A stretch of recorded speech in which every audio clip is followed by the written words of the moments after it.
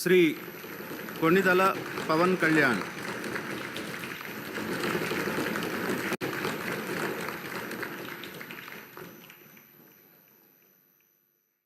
కొణిదెల పవన్ కళ్యాణ్ అనే నేను శాసనసభ సభ్యుడిగా ఎన్నికైనందున శాసనం ద్వారా నిర్మితమైన భారత రాజ్యాంగం పట్ల నిజమైన విశ్వాసం, విధేయత చూపుతానని, భారతదేశ సార్వభౌమాధికారాన్ని, సమగ్రతను కాపాడుతానని, నేను స్వీకరించబోయే కర్తవ్యాన్ని శ్రద్ధాశక్తులతో నిర్వహిస్తానని దైవ సాక్షిగా ప్రమాణం చేస్తాను.